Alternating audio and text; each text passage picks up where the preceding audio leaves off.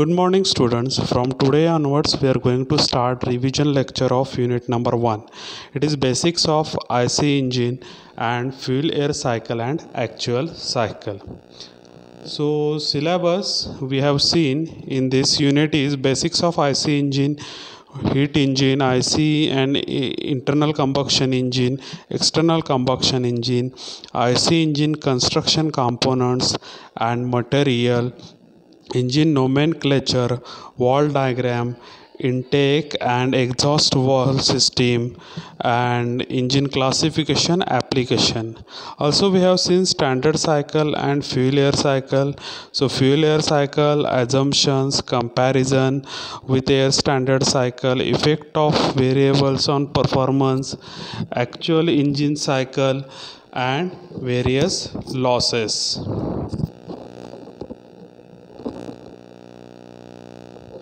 Now in lecture number 1 we have seen the basics of the IC engines, then external combustion engine. Now we have seen the pictorial views of the IC engines.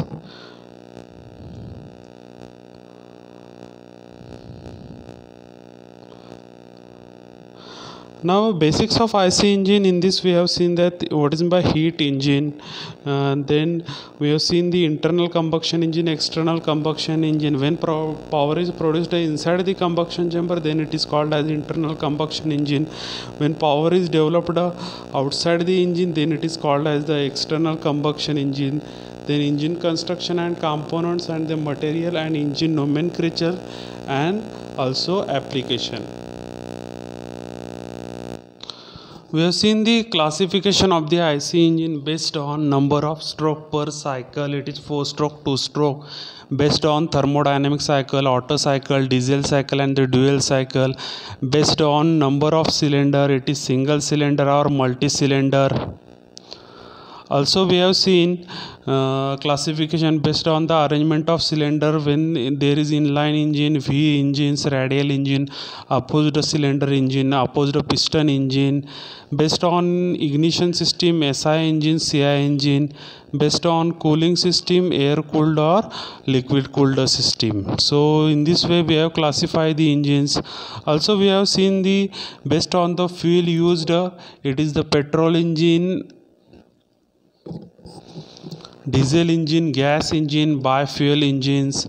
Based on fuel supply system, carburetor engine, solid injection system. Based on the lubrication system, wet sump lubrication, dry sump lubrication and mist lubrication.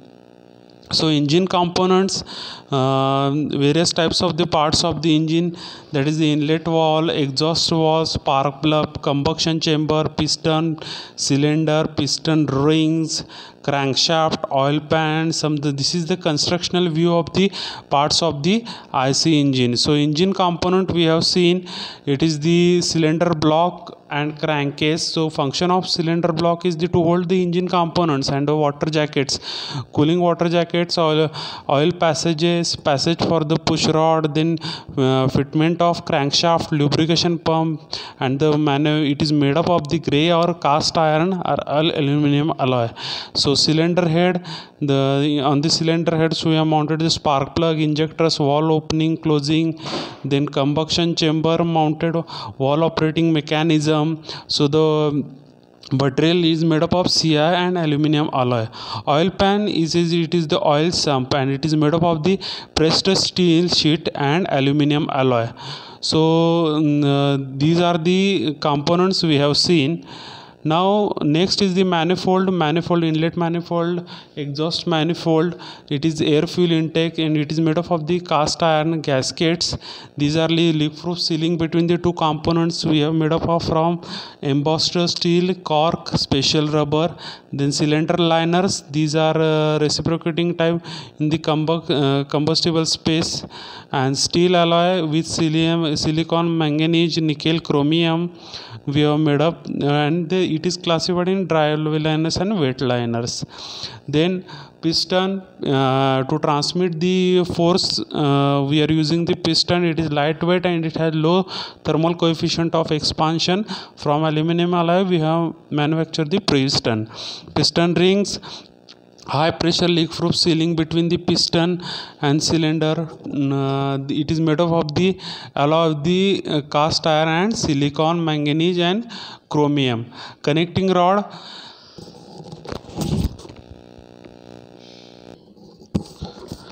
for transmitting force on piston to crankshaft. It is made up of for the I section, drop forged steel and axial and bending stresses.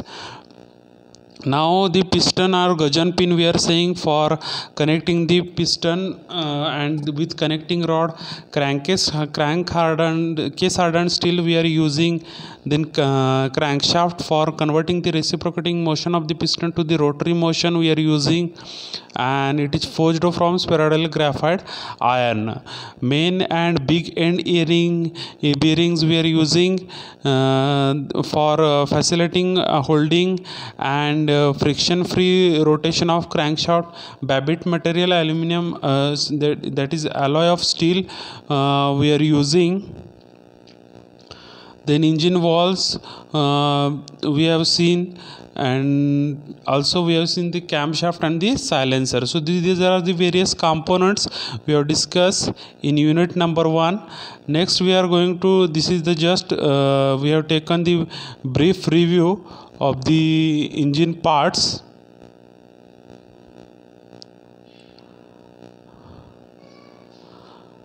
So these are the engine components we have discussed. In lecture number 2 we have seen the working of 2-stroke and 4-stroke engine of the SI and the CI engine, and also we have learned the valve timing diagram. Valve timing diagram of 4-stroke SI engine we have seen. You can see the top dead center, BDC bottom dead center. Then IVO inlet valve opens before 10 degree of the TDC. Then you can see inlet valve closes 20 degree after BDC. Also exhaust valve open 25 degree before BDC and it closes 20 degree after TDC. You can see ignition advancing we have providing. Now suction stroke you can observe, and after the suction, compression, exhaust and power stroke we have shown on this valve timing diagram. So valve timing diagram is representation of the opening and closing of the valves, and we can see at some regions there is both valves, means inlet valve and exhaust valve both are open. So these are called as the valve overlap. This is the valve timing diagram of the 4-stroke CI engine. You can see 10 to 25 degree before TDC we can open the inlet valve, it closes after 20 to 30 degree after BDC. Exhaust valve open 45 degree before BDC, it closes 10 to 15 degree after TDC.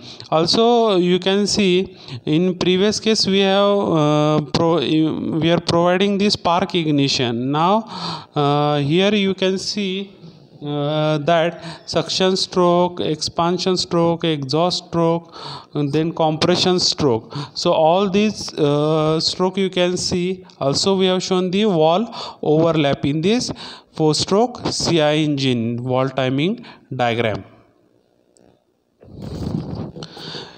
In next lecture we have seen the engine terminology. Also we have seen the inlet and exhaust system. In engine terminology, what is meant by TDC, BDC, top dead center, bottom dead center, swept volume, clearance volume and the compression ratio. So you can see here inlet valve we have shown in engine terminology. Exhaust valve we have shown. Bore is the diameter of the cylinder. Stroke is the TDC to BDC distance. Top dead center is the position up to which in upward direction piston can move. BDC is the bottom dead center where piston moves at the bottom level. Now here you can see the displacement volume we can show over here when piston is at BDC, and clearance volume when piston is at TDC. We have shown the displacement volume or clearance volume and clearance volume in this diagram clearly. Now from the terminology we can derive the compression ratio, that is R is equal to total volume upon clearance volume when piston is at BDC to the when piston is at TDC. We have taken the volume and we have derived the compression ratio.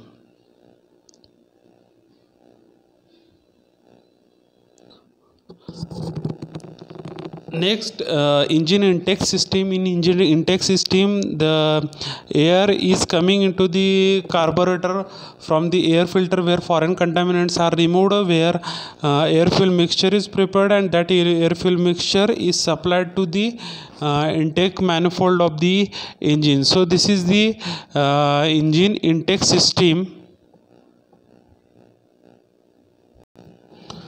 Next, we have discussed the intake and exhaust manifold. Now in this picture you can see the pictorial views of the intake and exhaust manifold system we have shown.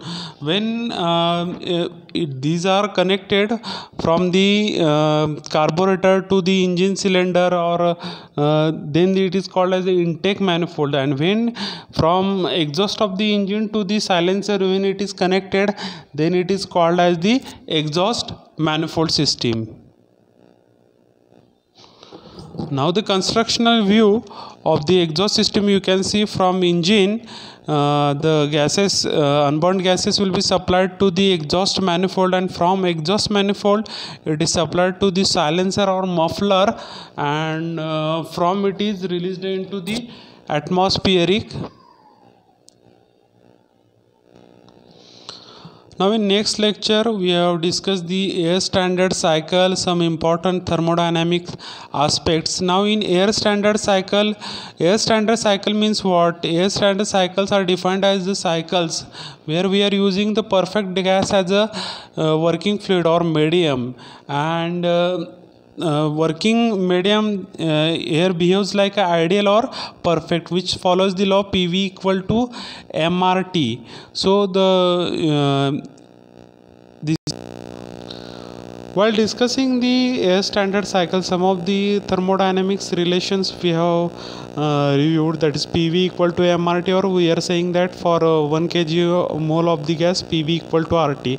So we can write P1 V1 upon T1 is equal to P2 V2 upon T2. Now we know that Cp minus Cv equal to R, specific heat at constant pressure minus specific heat at constant volume, is equal to R. Now constant volume process, for we represent this cycle at P by T is equal to constant, which is represented by the Gay-Lussac law. Constant pressure cycle, V upon T is equal to constant, represented by the Charles law. Constant temperature cycle, PV equal to constant, that which is represented by the Boyle's law. Now PV raised to gamma reversible adiabatic process is equal to constant. Now the relation between the temperature and the volume and the pressure for the polytropic process, that is T2 upon T1 is equal to V1 upon V2 raised to n minus 1, and P2 upon P1 raised to n minus 1 upon n. So these are the some of the important relations. Also specific heat at constant pressure Cp is equal to 1.005 kilojoule per kg Kelvin. Specific heat at constant volume Cv is equal to 0.718 kilojoule per kg Kelvin. Gas constant R is equal to 0.287 kilojoule per kg Kelvin. Cp upon Cv is equal to gamma is equal to 1.4 constant. Pascal is equal to Newton per meter square. 1 bar is equal to 10 raised to 5 Pascal, which is equal to 10 raised to 5 Newton per meter square. 100 kPa 1.01 kg per centimeter square. 1 MPa is equal to 10 raised to 6 Pascal, which is equal to 10 bar. 1 liter is equal to 1000 cc, which is equal to 10 raised to minus 3 meter cube.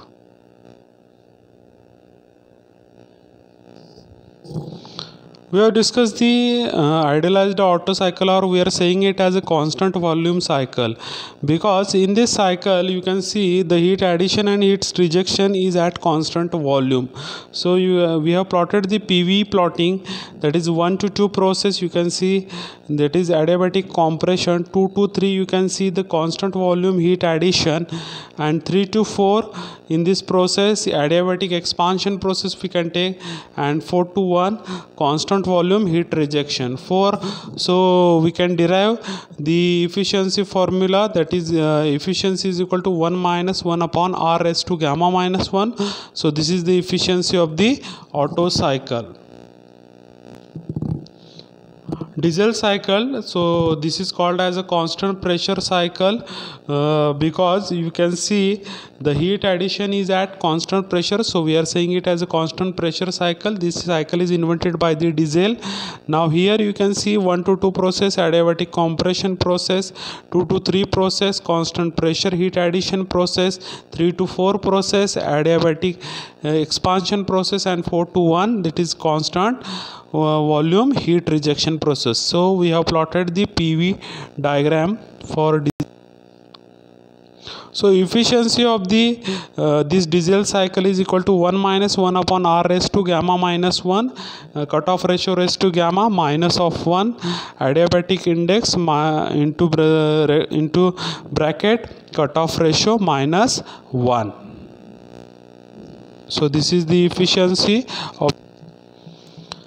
Next, dual cycle. In dual cycle we have seen that this is the combination of the Otto cycle and Diesel cycle. So we have plotted the PV diagram. In this process 1 to 2 adiabatic compression process, 2 to 3 heat addition at constant volume cycle, then 3 to 4 heat addition at constant pressure, 4 to 5 adiabatic expansion, 5 to 1 heat rejection at constant volume. So we have derived the efficiency of the dual cycle, that is 1 minus 1 upon R raised to gamma minus 1, alpha into cutoff ratio raised to gamma minus 1, alpha minus 1 plus gamma into alpha into cutoff into bracket cutoff ratio minus 1. So this is the efficiency of the dual cycle. So these are the formulas of the various efficiencies of the Otto cycle, Diesel cycle and the dual cycle. So after that we have seen the various numerical related with the Diesel cycle, Otto cycle, and after solving that we are going to see what is the actual Otto cycle. Now you can see in the when we are plotted on the PV diagram, you can see in actual you can see there are no any kind of the sharp edges, because it is impossible in actual practice that inlet wall closes at 4, inlet wall opens at 1. Now in actual cycle you can see the end points are not achieved, so it becomes like a curvy portion. So you can see here the actual PV diagram or actual PV diagram of the Otto cycle. So this is the end of the review of the first unit. So we have discussed many points in this unit, that is the engine components, how it is manufactured, what is its function, then construction and working of the 2-stroke engine and the 4-stroke engine, wall timing diagram of SI engine, CI engine, then wall timing diagram of 2-stroke 4-stroke engines. Next we have discussed the Otto cycle, Diesel cycle, dual cycle. Then we have discussed the efficiencies of all these cycles. We have solved some problems. Then what are the actual PV plotting of the Diesel cycle and the Otto cycle we have discussed. Then we have discussed in this various performance parameters affecting on the cycle. So this is all just a brief review related with unit 1. Thank you.